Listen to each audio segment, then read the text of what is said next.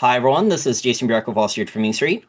Welcome back for another Wall Street for Main Street podcast interview. Today's special guest is a returning guest. I've been getting a lot of questions from listeners to cover oil and natural gas markets extensively. She is one of the top experts I've interviewed over the last couple of years. She has over a decade of experience working in the oil and natural gas industry. She's worked at some of the major companies, including Chevron, Hess Oil, and Schlumberger.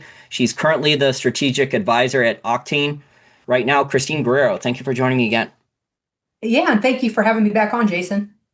I'll try to provide some insights, but I mean it's a volatile market right now, and there's a lot of global factors at play. So Well, I interviewed Josh Young last week, and he said he was the only oil bull available to come on for a debate. So I would say that for a contrarian value investor perspective here, there's cheap, hated valuations here. EOG Resources just made an acquisition, value acquisition, and Josh was saying that they hardly do any acquisitions. So that's kind of eye-opening there that like they're big-time value investors that they're looking around for acquisitions right now. But yes, I would definitely agree that out of any of the commodities, I think oil is probably the most hated. Most people are very, very bearish on oil right now.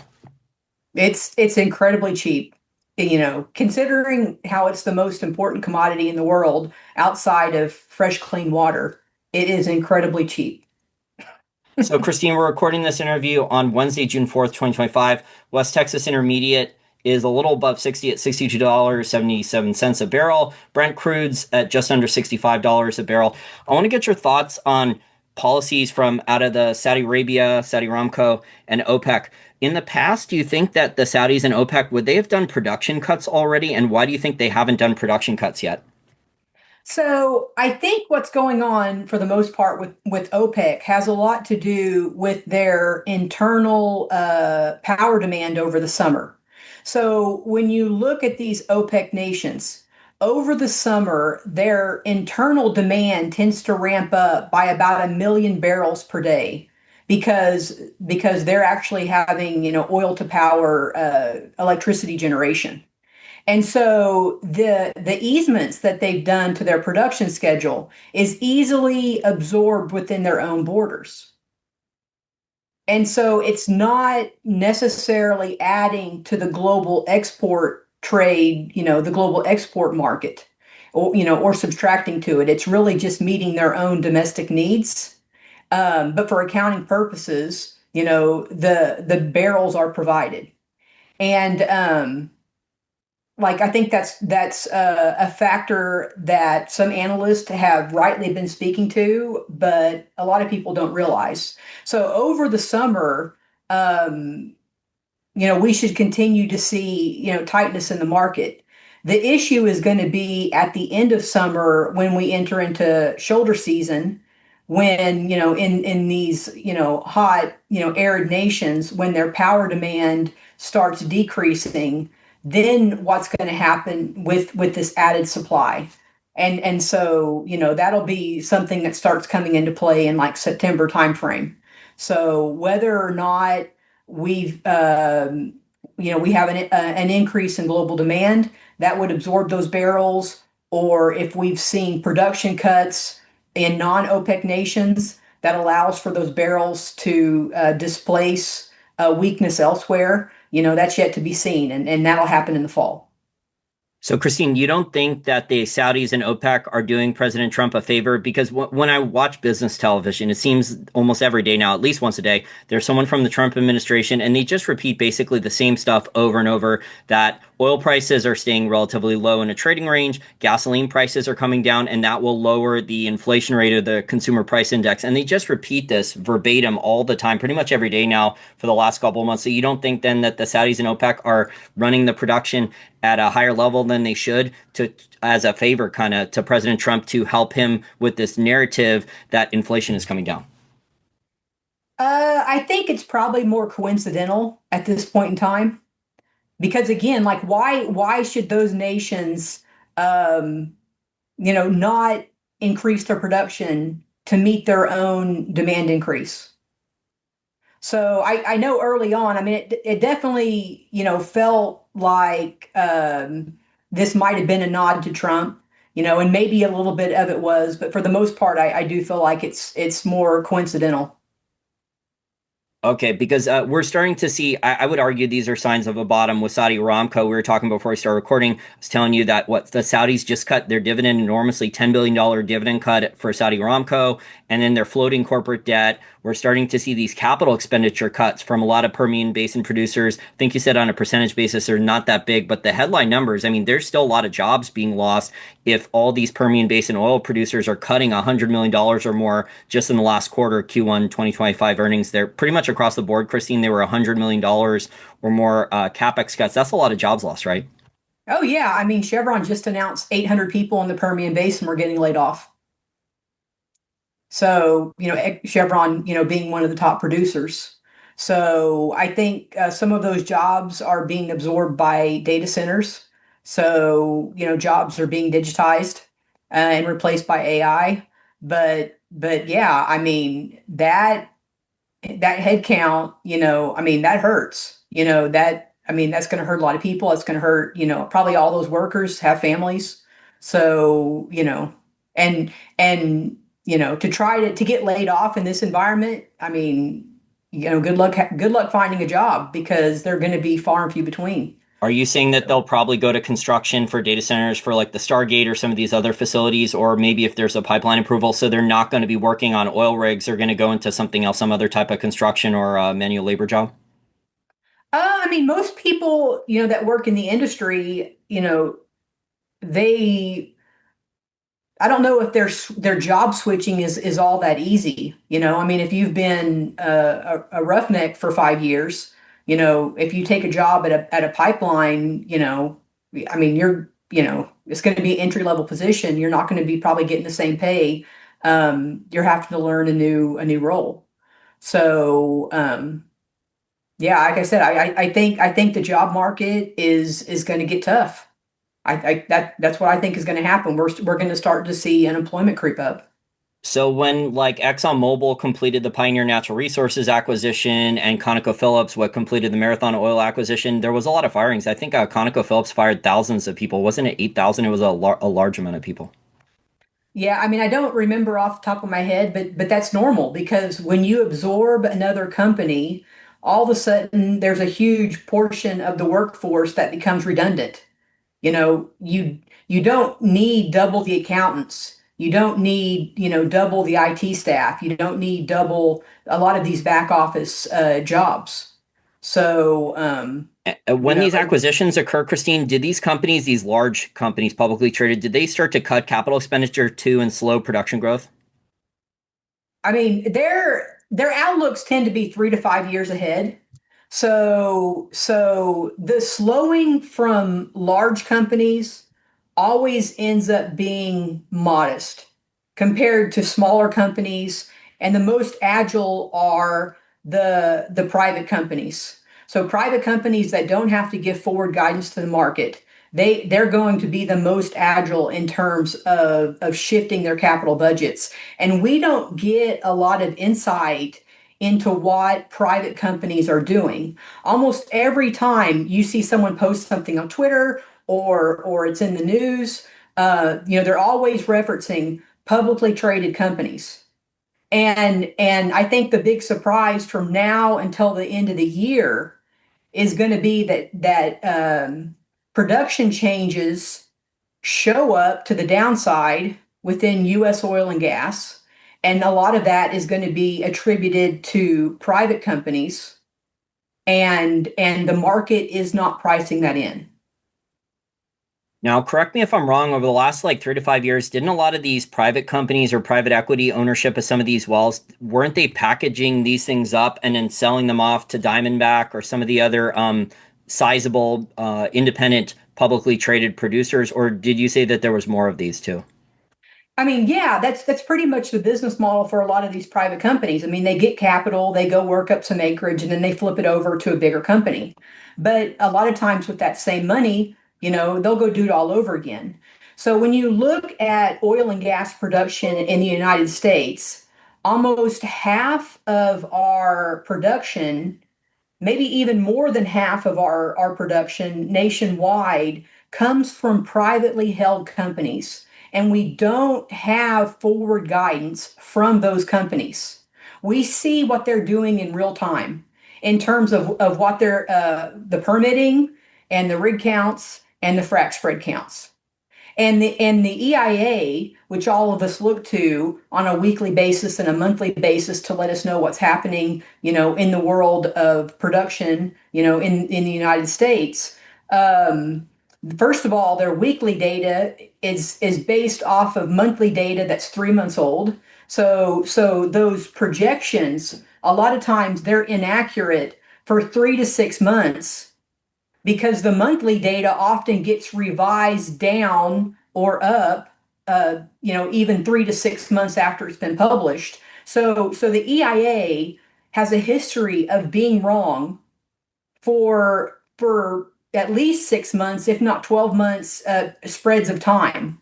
So, and a lot of that has to do with these smaller companies not being visible within their models until there's momentum in what's occurring builds up and it becomes obvious that the U.S. is either overproducing or underproducing what the EIA estimates are. Are we at a West Texas Intermediate crude price or whatever oil price is sold from the light sweet crude in the Permian Basin, which is the majority of the production? It's not heavy sour, it's light sweet crude. Are we at a oil price right now where it's actually like there's free cash, there's a good amount of free cash flow, there's a good amount of profit margins? Is economic to start bringing on new wells, or are we basically at break even or below in terms of cost at the wellhead? Well, I mean, that's relative. So the largest companies, the Exxons and the Chevrons and the Diamondbacks, with the best remaining acreage, their wells, are still profitable to be, drilling new wells, at $60 a barrel. They might not like it. I mean, they would prefer 80, but they're not going to deviate their capital plans much, and that's kind of what we're seeing. But the smaller companies, their cost models are more burdened and not as fluid as the majors. And so you'll see these smaller companies respond quicker to price shocks, but the ones that respond the most quickly are the privates. And just to kind of illustrate that point, let's talk about the rig count and what has happened with the rig count over the month of May. So first of all, obviously Trump came in and all this tariff shock and awe occurred in April. And let's say on the day of that announcement, all of a sudden companies thought, oh my gosh, I need to make changes. It normally takes a few months before those changes to start to show up because rigs can't fall overnight. They will finish what they're doing, roll off contract, and then not get picked back up again. And so like in May, we really started to begin seeing kind of what was happening in real time with the rigs. So the large publics in the Permian, which is the only remaining growth basin in the lower 48, they dropped 3 rigs. The small public companies dropped 5 rigs. And so when you look at it from percentage terms, the large public companies only dropped 2% of their rigs. The small publics dropped 12% of the rigs that they were running. The private companies dropped 31 rigs. That's 13% of the rigs that they were running. So those are wells that are not being drilled. And I mean, potentially we'll even see this rig count decline further, in the month of June. I mean, at this point in time, I wouldn't expect to see rigs pick up unless the oil price got, back into the 70s. Because it's just too dangerous to be investing capital going forward, under the volatility and not really being able to confidently forecast what the economy is going to look like by the end of the year. And then also, so let's talk about another leading indicator. So basically, when it comes to well operations, the first thing that you want to do if you drill a well is that you're going to permit that well. and then you pick up the rig and then you go drill it. And then in order to actually produce from it, for these unconventional sands, you've got to frack it. So the permits year over year in the Permian are actually down 22%. So that means 22% less wells would be available to have permits with them to actually be drilled. I already talked a little bit about what the rigs were doing. Pretty much the declines in rigs are all oil directed rigs. When you look at rigs that are drilling for natural gas over the last year, that rig count has essentially been flat. And I know a lot of people are hugely bullish on natural gas, but at the current natural gas price, you're not going to see a lot of more natural gas supply either. You need like $4 to $5 in order to start picking up more rigs for natural gas drilling. And then like let's talk about the frac spreads, which frac spreads are the best indicator of what near-term production is going to do, because that's when you're actually completing that well, and the first few months of that well's life are the most productive for that well. So nationwide, year over year, the frac spread count is down 25%. In the Permian Basin, the frac spread count is down 30%. And a lot of these declines are more or less invisible to the market because a lot of this activity drop is occurring in privately held companies that we don't get the forward guidance from. And so we don't see the production change until it actually shows up. And we're probably in it now. I mean, a lot of analysts are waiting and watching. Everyone is more or less expecting the Permian Basin to start declining from here. So S&P Global, they came out, and this was published on oil price yesterday, if anyone wants to look it up. But S&P Global is predicting that U.S. production is going to be down by 300 to 500,000 barrels per day by the end of the year. And that sounds very sizable. While you were talking, also, I went and looked up charts of the rig count, and I looked up the 3-year chart, which is, I think, the high for the rig count got to 627 rigs operating in the United States. It's down to 461 as of the end of May 2025. That's a 26.5% percentage drop in the rig count. So 26.5. Yes, the rigs have gotten more efficient, right? So there's been efficiencies, technology gains. They're doing better horizontal drilling, better laterals that are longer, right? So they're getting more productivity out of the well, but that's pulling the oil out and the natural gas out of the ground faster. The rig count's still down. That means that the oil companies are not reinvesting as much free cash flow into production growth. They're kind of content, I guess, with kind of keeping production kind of in a plateau or a range around where it is, similar to what the comments the Diamondback Energy CEO has said. Well, so really, when you look at the what the rig count has done over the last 3 years, that is not all efficiency gains. Efficiency gains is a great talking point for companies, but the reality of that chart is what has the price of oil done over the last 3 years. So when oil, was really high in 2022 because of the Russia-Ukraine invasion, and while we were still kind of digging out of the supply chain shock, that there were probably rigs running that were drilling wells that might have needed a $75 or $80 per barrel break even. But as the price of oil came down, any rig that was drilling for an $80 per barrel break even was dropped. And then the following year, next thing you know, it's the $70 per barrel wells that were be drilling. Those rigs all got dropped. And now, we're is the break even in the 60s? Drop that rig. Okay, so basically then we're going to need a higher price. We're going to need a 70s. If oil went to $100 per barrel, we'd see a massive amount of rigs be picked up in the next year, because all of a sudden you've blown open the acreage in the United States as profitable. But today, not a whole lot is profitable. Only the top tier is profitable, and everyone else that owns a marginal asset, they've been sidelined, and their rigs have been sidelined. Or they're debating putting the company up for sale. I mean, look, EOG was just pretty aggressive. From what Josh Young was saying, they got a discounted on the oil production and the oil reserves. So the market was only talking. All the analysts that were covering the acquisition were only talking about the natural gas production that EOG added, and he said basically they got a huge discount that they were showing on the slide deck for the acquisition on all the oil assets, because I guess oil's so out of favor right now that people don't want to give a company like that that's trying to buy assets for pennies on the dollar any credit.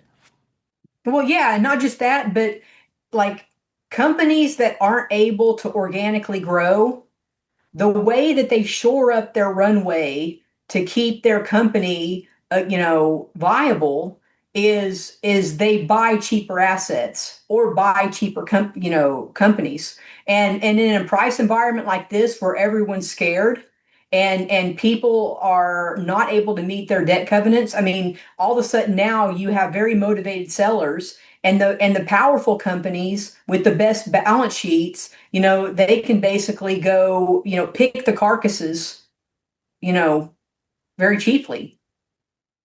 So, I Do mean, you agree? this is where vultures feed, you know. Well, I mean, I would say it's contrarian investing, Christine. I mean, like a combined company with a better balance sheet, lower cost production, becoming more efficient. I think overall long term that's smarter. So I don't know if it's fair to call a company EOG is a well run company. I don't think it's fair to call them a vulture. I mean, a vulture is a very adaptable, animal. It's not necessarily, an insult. Well, the private equity guys, I think, are pretty vicious. Oh yeah, I mean, I haven't met vulture a lot of nice. capitalist is a common name there, but yeah, I mean, like I said, this is where wounded animals they get picked up. So Well, let's talk about some of the comments then from the Diamondback Energy CEO and Harold Hamm, because Harold Hamm has said in the last couple weeks he did a long interview and he was saying basically the Permian Basin needs $75 a barrel oil in order to regrow production. He's basically, I think, predicting that the rig count's going to keep going down and oil production is going to go down if oil prices stay in this range. Do you agree with him? I think that there are fundamental technical issues with the Permian Basin that should keep it from growing any further. And that issue is how they deal with their associated water. So the Permian Basin is making close to 6 million barrels per day of liquids, like oil and natural gas liquids. But they're making more than 25 million barrels per day of highly contaminated, highly saline water that has to be re-injected underground because it is too expensive to clean the majority of this water. And the earthquakes and the seismicity have just ratcheted like in crazily, over the last 10 years. And the basin is now at a point where I think they've had 6 or 7 Mag 5 earthquakes over the last 2.5 years. And the Texas Railroad Commission just announced more rigorous controls and regulations on the reinjection of the associated water. And any new saltwater injection well that's being permitted for disposal, it's most likely going to be a less efficient well than in the past in order to protect the environment. So they're having to limit the rates that water is being injected in any given well, and they're having to provide more data now. And all that is going to slow down the permitting process because there's going to be much more rigor that's going into saying whether or not an injection well is safe and what the rate should be there. So I mean, that's an issue that not many people are talking about, but people are waking up to this environmental concern with the associated water because that amount of water is unprecedented and the earthquakes can no longer be ignored. And it's not just the earthquakes, it's also that you're starting to have these shallow zones where they've been injecting water. They're getting so overpressure that it's becoming a drilling hazard. for new wells. That's increasing the new wells cost because they might have to add an extra casing or use managed pressure while drilling. Also, the high pressure is damaging old wells. And like when you look at the old wells in the Permian as well as the new wells, there's almost 1 million penetrations in the Permian Basin. Most of those wells are like more than 500,000 of those wells are old wells that have already been abandoned, but they can be damaged by this overpressurization and they can start leaking. And that's the other thing that's starting to happen in the Permian Basin is we're starting to see like toxic water blowouts that are very expensive to repair, costing millions of dollars. Normally a well, might be abandoned between $75,000 and $250,000, but when these old wells blow up, they're costing millions of dollars to remediate. And the Texas Railroad Commission, they've had wells that they went in and fixed, and a year later they blew up again. Wow. So, these are all technical concerns that I think are going to weigh on the Permian Basin, as we go forward. There's numerous reasons why the Permian Basin needs to not just flatten out, but decline, and all those reasons are coming to roost now. And for our listeners out there, the Permian Basin is responsible, I think, over the last, since 2008, 2009, about 85% roughly of the entire global oil production growth was from the Permian Basin. So then the next question, Christine, is if the Permian Basin isn't growing anymore, where is the replacement of the oil production going to come from in the rest of the globe if the Permian Basin can't produce it anywhere near the levels over the last 15 years? Well, I mean, you got Guyana, you have Suriname, you have Brazil, you have the Canadian oil sands, you have Alaska, you have the Gulf of America. I say that tongue in cheek because it's always going to be Gulf of Mexico to me. I mean, you've got the rest of the world, you know, like everyone is on deck, and regions that have oil, once their price thresholds are met, they'll add supply. Most of the ones you mentioned are deep water, though. So we're looking at higher price floors then. We're looking at what, 60, 65, $70 a barrel base case. We're not looking at $50 a barrel or lower than for a low cost Permian Basin oil producer. Then we're looking at substantially higher Yeah, price floors. there's a lot of deep water projects that break even at 30, 40, $60 a barrel. Yeah, I mean, we've talked about this in the past with Guyana. So, I mean, there was a fight over that, what, with Chevron and Exxon Mobil. Exxon I mean, Mobil. they're still fighting on it. We're going to have the out. So that legal dispute went to arbitration last week. They presented their cases, and it's probably going to take 2 to 3 months for the court system to rule on that arbitration, and then we're going to know. We're going to know. Whether or not the Hess Chevron deal can go through, or whether or not Exxon and CNOC can basically pick it up for the same terms. At Didn't least, BP just have a huge discovery in the Gulf? Didn't they hit some really, really big wells deep water? I mean, there's constantly exploration, going on and occurring out there. There's discoveries that happened 10 years ago that these companies are still working up and working towards bringing online. you know and yeah, there's plenty of things in the Gulf of Mexico that break even below $60 a barrel.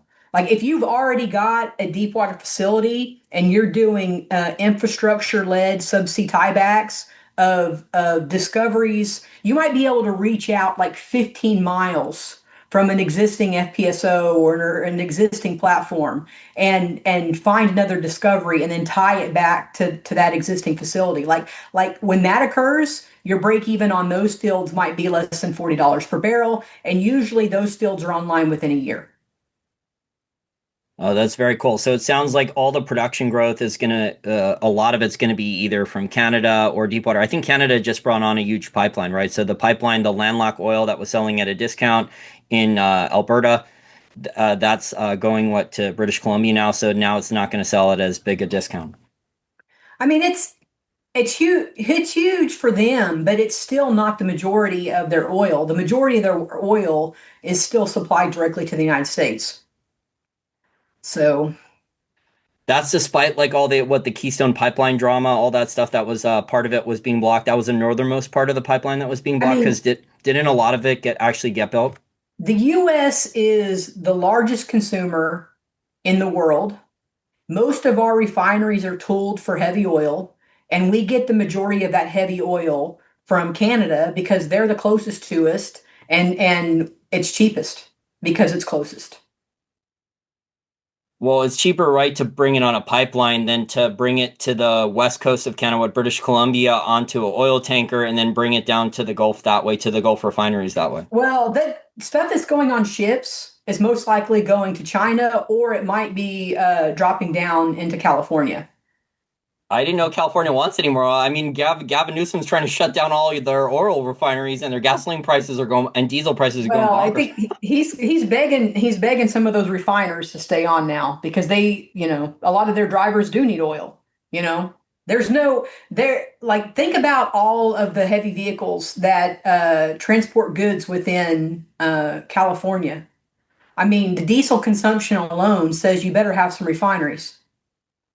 Well, I don't think a lot of politicians and bureaucrats, especially Gavin Newsom, are doing smart things since he's been in power. I mean, he's done dumb thing after dumb thing after dumb thing. He's basically sabotaged their economy almost single-handedly from the top down with all their bad policies. He keeps saying that California is like a top five economy in the whole country still, but a lot of the successful people I know that used to live in California, they've moved their small businesses, they've left the state, they're tired of the taxes and all the corruption, all the waste, fraud, and abuse there. Well, when the voters get sick of it, they'll, vote in regime change. I don't So, know. I don't know about that. I mean, like, it's such a mess there. Like the Palisade fires and stuff like that. Like they're not even rebuilding the houses. That's how bad of a disaster that is. I grew up in California, so I lived there for almost 20 years. It's the whole thing is a mess. I'm glad I don't live in the state anymore. Okay, I want to ask you now, Christine, about natural gas, liquefied natural gas exports, because a lot of these energy investors that a couple years ago they would have been in oil, they're looking at this data center growth story. They're looking at the big technology companies spending tens of billions of dollars per year in capital expenditure. When you add it all up, it's way over $100 billion in capital expenditure. So they're kind of hitching their wagons to energy investing. What, for nuclear power, for natural gas? Do you think that that's viable, or do you think that natural gas is also going to have some issues similar to what you described with oil? well, so right now, in order for natural gas production to grow, prices need to be much higher. So if natural gas prices stay low, you're going to see some of this infrastructure that's been built out. It's not going to be filled, which will be bad for the LNG companies. It'll be bad for the pipeline companies. Um, Now, if natural gas prices increase, then everyone across the sector is happy because not only do natural gas companies produce natural gas, but almost every oil company also produces associated natural gas, and so it benefits all the producers. But kind of what we're hearing across the board is that natural gas needs to have a 4 and a 5 handle if it's going to grow, and we're not there yet. So, I mean, natural gas prices. When you look at natural gas rigs, I mean, we were so oversupplied last year that, like from September through March of this year, there were only like 70 rigs that were directed towards drilling natural gas, and now it's close to 80 rigs, but that's not a lot of rigs. Versus like in May of 2023, there were 120 rigs.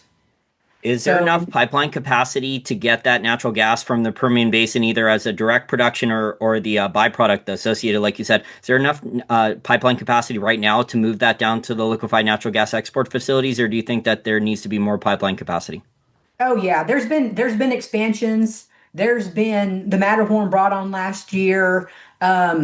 When you talk about expansions, I mean, a lot of times all they have to do is add some compressor stations, and then they can compress the natural gas and fit more of it into the line. So I don't think they are limited by takeaway at this point in time. The question is whether or not they're going to be able to fill up their takeaway with these natural gas prices. They need higher prices to economically drill wells. Okay, so for let's say a liquefied natural gas exporter like Cheniere Energy, which is the largest one right now, or Venture Global, which is publicly traded now and will be after their permits in a few years because they have an expansion permit to become the largest liquefied natural gas exporter. So you're saying that at the current natural gas prices, they can't get that supply because wouldn't they want the cheapest supply possible that they could then turn into LNG and export it to Asia or Europe at a much higher price? You're saying that the producers themselves need a substantially higher price or they won't drill more wells? A lot of those producers will like already have the larger LNG companies. They will already have agreements with large producers to supply them a certain volume, and that won't be 100% of their volume, but they'll have enough volume like contracted ahead of time that they're going to know that they can keep their facility viable. So I wouldn't necessarily worry about that, but I'm talking about the growth trajectories. I mean, again, like we need higher prices so to actually grow the commodity out. So um, So you're talking about companies like Antero that are they're not doing LNG, or maybe they're just moving the gas. They're not directly benefiting from liquefied natural gas exports per se, like a Cheniere Energy or one of the other facility operators that has a contract with the utility company. So they need like EQT needs a higher price, or Antero, those guys. yeah, but you know what? Like if the LNG company is selling natural gas to an offshore entity, then they're needing to buy more natural gas. And when the contracts increase on the volume, the natural gas price should naturally rise up. Um, I just think right now where natural gas is currently trading, it's it's it's weaker than what many people expected. Well, one would think that the data center companies here in the LNG they would want the cheapest possible natural gas price, but from what you're saying, it sounds like the producers are going to have issues making a profit with it because these data centers are under construction right now. I know Chevron just announced a press release in the last 4 or 5 months, I think, that they're going to build these natural gas fired power plants around the Stargate AI data center project in Abilene, Texas, and I think General Electric is going to be providing the natural gas turbines there. So it's like a joint venture deal. There's a lot of big companies involved. Oracle, I think Oracle just announced that they're spending $40 billion on the NVIDIA Blackwell GPUs. So there's all these companies putting a lot of capital into the project, companies in different industries. It's really exciting. Do you think that this will increase natural gas demand over the long term as these data centers get both built out? Well, what a lot of people don't realize, is the actual price of the turbine that converts the natural gas into electricity is important. And, we were talking before the show began, the price of those turbines over the last couple of years it's more than doubled. And so what we're starting to see now is that there's going to start being downward pressure on sanctioning new gas to energy projects unless these turbine prices can come down. And I think that might also be why Trump and Secretary Wright have been very pro coal since he came into office. I think the administration is realizing that natural gas that the cost of the gas to electricity is getting high, and some alternatives might need to come into play in order to keep the electricity prices low. Are So are there supply chain issues with these turbines, or are they getting hit with the tariffs, or a combination of these things? it's a combination. And speaking of the tariffs, so Trump has just announced that the steel tariffs are going to increase from 25 to 50%. And this is also going to be a huge deal for the shale sector of the U.S. industry because so the pipe that goes into the ground, we refer to those as OCTGs, and typically that steel is about 10% of the well cost, and The majority of the steel that's being used in wells this year was actually purchased last year. So a lot of the pipe that's currently going into the ground wasn't impacted by these tariffs. But everything that's going to have to be purchased by the end of the year to be used next year will be. And so you're potentially going to see, 10 to 20% cost increase based off of nothing other than the steel. At a time when the oil industry is in a capex cutting cycle, there's obviously a lot of stuff that we've talked about over the last 30, 40 minutes that indicates that the oil industry is in a bear market right now. The last couple of years, the industry is cutting capital expenditure. They're firing employees after they do a merger. They're cutting the growth budget. They're not as aggressive at increasing oil production or looking to make, unless it's like a deep water field that's low cost, like you said, like Guyana. They're not necessarily super aggressive right now at making growth investments. So it sounds like the industry wants to be in cost cutting mode, efficiency mode, productivity gains mode. And then here you just mentioned that they're getting hit with higher costs, which is not good when with profit margins in a bear market with the oil prices as weak as they are. Yeah, and again, like that's why S&P Global believes that U.S. production is going to fall 300 to 500,000 barrels by the end of the year. I mean, Well, it's that would we're probably in give an us a. environment that just doesn't work for the amount of volume that we're producing. And the only solution for low oil prices is low oil prices. And And inevitably that turns into higher prices. So maybe 2026 looks better, but everyone is waiting to actually see the production weakness start to show up. So that's going to be the catalyst ahead. Do you think we'll see When is more? the U.S. going to roll over? And I think a lot of people believe, including myself, that we're peaking here. So.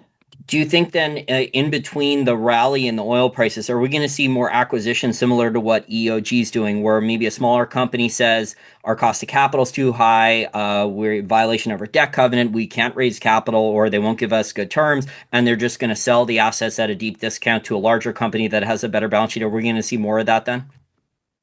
Yeah, I mean, I'm sure that that companies with good balance sheets, I mean, they're probably, hot and heavy in deal mode right now, looking at weaker companies and you'll see acquisitions that will fill their hopper in the years ahead.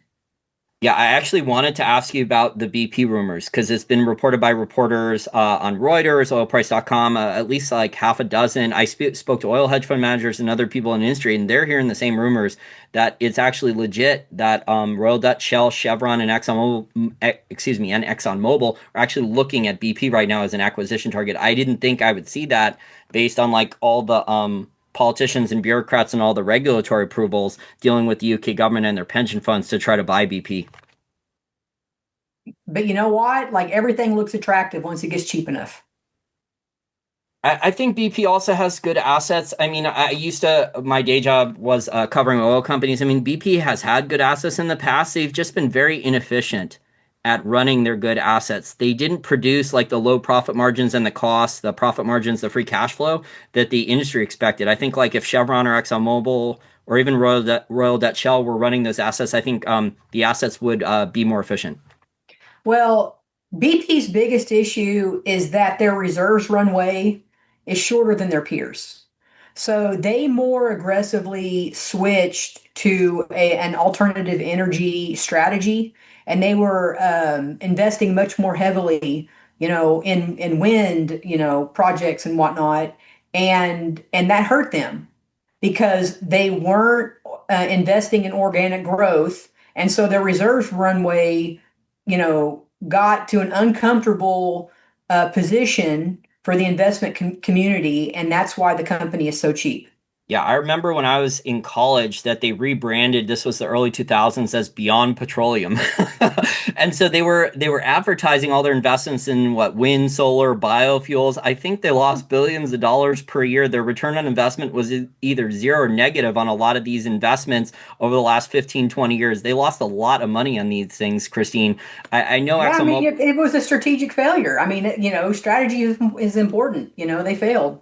Well, I So, know Chevron and ExxonMobil invest in some of these things, but like Chevron and ExxonMobil, what they have lower cost oil and natural gas production, right? So they have profit margins and free cash flow. They can subsidize some of these green energy investments. BP just seemed to be way more wasteful than the other ones.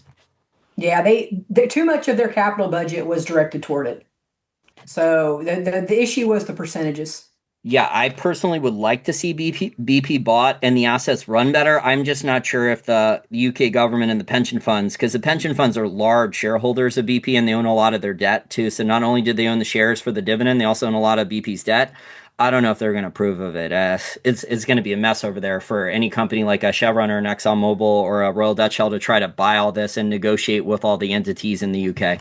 Well, they also might feel more comfortable if the assets are owned. Now they're owning a part of a better run company. Well, that's the way I would sell it. If I was trying to do the acquisition and I was the investment banker or I was the management team at, say, Chevron ExxonMobil, that's exactly how I would sell it to the shareholders, that we're going to have a more profitable company. You're going to have a better dividend. We're going to have long-term growth. If you want some green energy, we'll make some green energy, but overall, all the assets are going to be run more efficiently with more profits. I I don't mean, know. it's basically turning into a value trap. And the only way to get out of being a value trap is often to be absorbed. And that's also exactly what happened with Marathon. So, for decades they've struggled to get their multiples up, along their peer group. And I think they finally just said, you know what, it's not going to happen with this name. We'll let Conoco absorb us, and then our shareholders can write up Conoco. It's a good point there, except Conoco, Marathon, excuse me, was in the United States, so it's not quite as hard to get a deal done. UK, you're talking about another foreign government, foreign entities, foreign politicians, foreign bureaucrats, their regulatory compliance, and their foreign pension funds having to deal with that. So it's going to be a pain in the ass. I have a friend actually who did an acquisition with a small company on the London Stock Exchange. He said it was 2 or 3 years of pure hell and many millions of dollars in legal fees. He said he would never do it again. Well, legal will do that. But if BP does get bought, I mean, I think like that would be overall better for the industry. I think like because the assets would be run more efficiently by the management teams at some of these other companies. I don't know if it'll happen, but I'm fingers crossed. We are seeing what the activist investors, so some of these larger hedge fund managers that are value investors, they are seeing exactly what you said. They bought enough shares to get seats on the board of directors, and they're talking with the current management team at BP that either we need to sell assets, stop the green energy investing because they're not justify. You can't justify what many years of green energy investing if you're losing money on all of it. So they're talking about that, or just selling assets, or putting the whole company up for sale. So I know all these things are on the table right now. I mean, they've got to be. The share price says everything. So, Well, I remember looking, Christina, a couple of years ago at BP, and I mean, their margins were so much worse. Their costs were higher, and their margins for oil and natural gas production were so much worse than Chevron and ExxonMobil. And I was like, can their assets and management really be that bad? Because Chevron, they were eating their lunch. Chevron and ExxonMobil were both eating their lunch, BP's lunch. yeah, well, I mean, Chevron and Exxon are much bigger companies. So the bigger the company, the greater the economies of scale. Okay, So, so as we wrap up here, as an investor, it's a bear market. There's good value here. You said there's value traps. Are we looking at investing in maybe the pipeline companies for the natural gas for the Permian? Risk reward, where do you think some of the best opportunities in the energy sector for oil and natural gas are right now? oh man, I mean, there's, I, I mean, I'm probably going to sound like a broken record because I've said this before, but I'd say offshore international. Are you talking like the rig operators? So is that like Transocean or some of the other companies that are going to have the opportunity then they're going to get more deep water offshore rigs leased, or are you looking at the actual producers that are finding the oil? I think there's less risk there. So the offshore contracts tend to be much longer term. There's not the volatility that occurs, in the onshore services. And then even, I mean, we've even kind of seen the playbook occurring in slow time, from the land drillers, because over the last couple years, all of the U.S. Drilling rigs have been trying to increase their exposure to the international market. So I believe that they see that the U.S. is topping. Even before the tariff situation occurred, they saw that there were uh, geology issues that were probably going to keep the U.S. from continuing, on this continuing to grow, trajectory, and they had been absorbing, peers like, H&P. They bought a large drilling contractor and merged with a large drilling contractor that had a lot of rigs in the Middle East and Africa. Um, Neighbors has a deal with ADNOC where, I mean, they're building rigs with fixed pricing terms that are going, to service the Middle East. And I think even Patterson, like they've been announcing more and more deals, getting, increasing their exposure to the Middle East. So, you know, While you were talking, I just looked up the deepwater offshore drilling companies, and I used to cover these over the last like 5 years. I mean, there was a huge bear market. I think Seadrill went bankrupt two or three times. It was restructured improperly by the investment bankers. It went bankrupt. That was owned by one of the richest billionaires in Norway, I think, at one point. They went bankrupt like three times. They came out of bankruptcy. Valaris, I think, VAL. On the New York Stock Exchange, I think they have the best balance sheet, but there's only a couple companies left after the bear market here because the Permian Basin soaked up so much of the oil production growth and the capital expenditure that the deepwater offshore companies basically went through this brutal bear market for almost the last 15 to 20 years. well, and a lot of those companies also merged. So, there's much fewer names because they've just, they've consolidated. Well, So, and the old rigs, right? Every time there's a bear market and the oil price goes down, they start like scrapping the old rigs. So they just yeah, say and I mean, like, and really, like I mean, that's kind of what has to happen. Like that's been occurring in all of the. So not only is the mergers occurring in the producers, but it's also occurring, in the service sector, because the bigger you are, the more pricing power. So, when you have too many competitors, it's easier for your client to get you in bidding wars that squeeze your margins. And some of these companies will just go buy out their competitors so that they can maintain their margins. and these drill rigs are expensive. If you're ordering a new one, I mean, like a lot of them are made in Korea. The U.S. doesn't make these things. Unfortunately, we don't manufacture a lot of stuff here. I think the majority of the best ships and the offshore drill rigs, the majority of the ones the U.S. Orders, I think, are made in Korea. Well, I mean, no one's building out new rigs without a long-term contract. So it's just not going to happen. I mean, even with these deep water rigs, I mean, that's, even a decade ago, if Transocean was building a new deep water rig, I mean, it was because Chevron had already contracted that rig for, 3 to 5 years.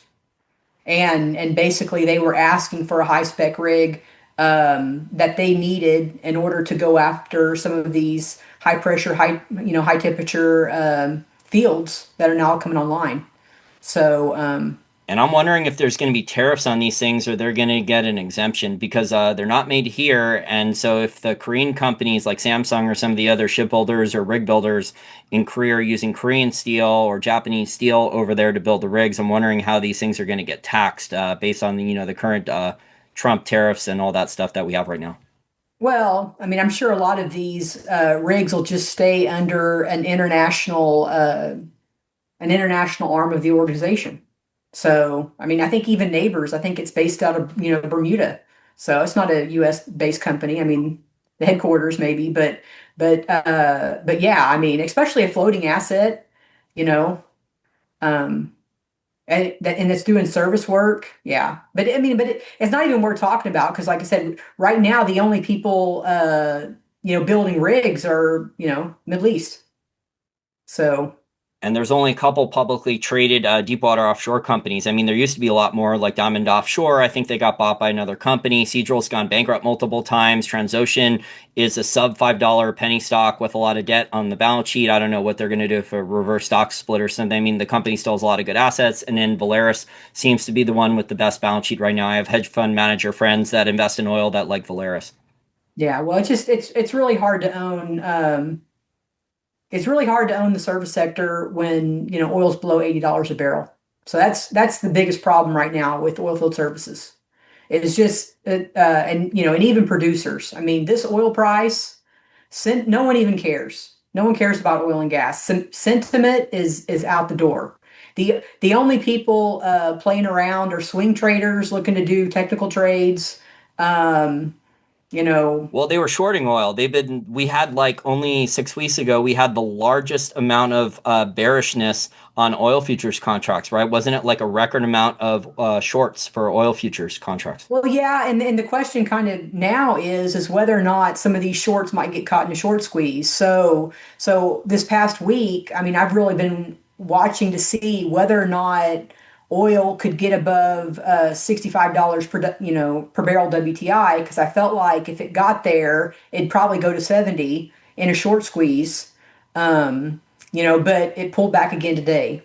So I think it pulled back to the 13-day moving average today. So I mean, everyone seems pretty comfortable. Maybe the shorts are, starting to cover. I mean, we don't get that information, usually until weeks after it happens. Well, I But would say from a macro perspective, Christine, that the global economy, so outside the United States, there's a lot of evidence that a lot of different countries are already in a recession.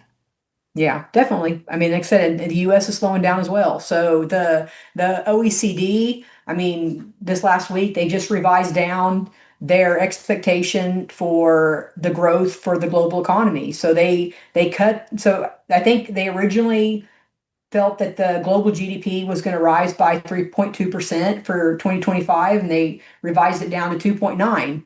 And we're probably not done with those revisions down. The IEA, or sorry, the EIA has also been revising down the GDP growth expectations for the U.S. So again, kind of like I alluded to earlier in the talk, no one can confidently predict what the macro looks like 6 to 12 months from now under Trump.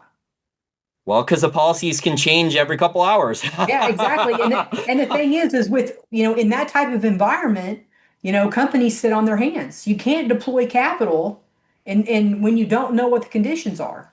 Well, you mean for growth, like growing drilling, but I think like this is a buyer's market. It sounds like to go buy assets deeply discounted if you're thinking a couple years out. So like EOG is not thinking about the short term because oil prices could go lower. They're thinking that we're buying the oil production assets at a discount over the next 3 to 5 years. So I think like companies that are thinking long term, I'm going to be watching, Christine, which larger companies EOG or someone larger, maybe the BP acquisition, like we talked about, which companies do the acquiring and focusing on efficient. And then when the cycle does turn, the larger company that bought the assets for pennies on the dollar will benefit when the cycle changes. Yeah. Yeah, but we need to see some weakness. We need to see some production weakness. So, I think we will. I think we will. Because in the short, I think a lot of hedge fund managers I talk to that are not necessarily oil bulls, that they're kind of more generalist. They tend to not say anything nice about oil, so the general sentiment is still very, very bearish oil and regular energy, except for nuclear power and natural gas because of the data centers. But as we wrap up here, Christine, I want to thank you so much for your time. If my listeners want to follow your work, your excellent research on oil and natural gas, how do they do so? I mean, she drills on X is probably the easiest way. And then I'm also on LinkedIn. So although I don't post as much there, but if someone wants to reach out for a speaking engagement or, some other type of, you know, meaningful question, then you can send me a message there.